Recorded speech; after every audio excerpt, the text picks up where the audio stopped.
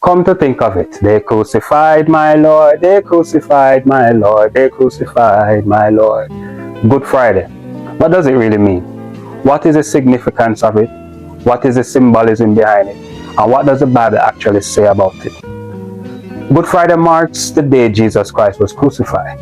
He was betrayed, he was arrested, he was falsely accused, he was beaten, and he was led to the cross. This is not just a story. This is central to the Christian faith. But here's a question. Why is it called Good Friday? Because when you look at the suffering, when you look at the cross, there doesn't seem to be anything good about it. And yet it is called good. Why? Let's go a bit deeper. This moment was not random. This was foretold. In the book of Isaiah 53 verse 5, he was wounded for our transgression. He was bruised for our iniquities. The cross was not an accident. It was purpose. Now let's talk about the symbolism of the cross. Because the cross is not just something we wear or display. It represents sacrifice. It represents substitution. It represents redemption. In the Gospel of John 19 verse 30, Jesus says, "It is finished."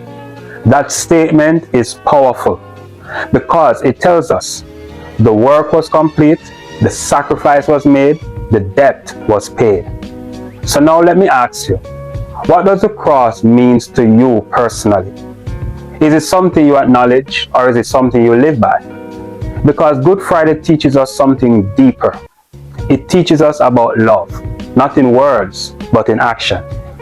In the book of Romans 5 verse 8, it says, "But God commanded that his love towards us, in that while we were yet sinners, Christ died for us." That is what made this day good. Not the suffering, but what the suffering accomplished. Now consider this. Jesus knew what was coming. He knew the pain, he knew the rejection, he knew the cost, and yet he went forward. So here's the real question. What does this level of obedience teaches you? Because following God is not always easy.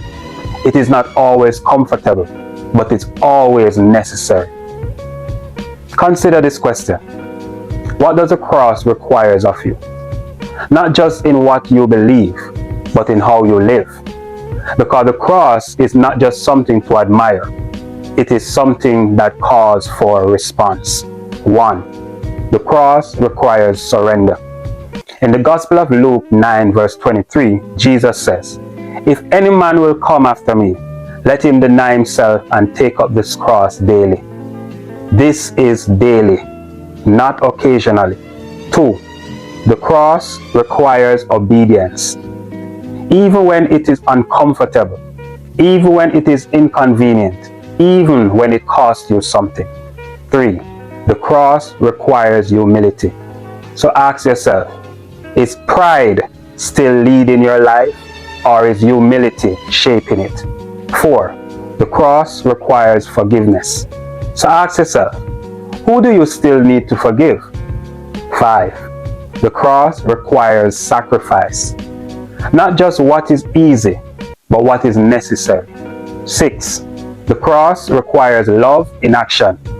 Because love is not just spoken, it is demonstrated. And finally, 7. The cross requires change, real change. Not temporary emotions, but a transformed life. So when you look at the cross, don't just see what Christ did. So ask yourself, what is it calling me to become? Well, here's a final thought.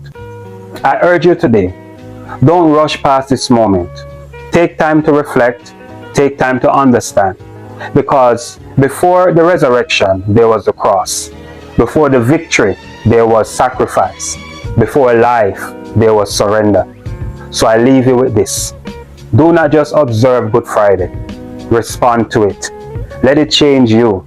Let it correct you. Let it transform you. Let this day deepen your understanding, strengthens your faith, and reshape how you live. Peace be unto you. Think about it.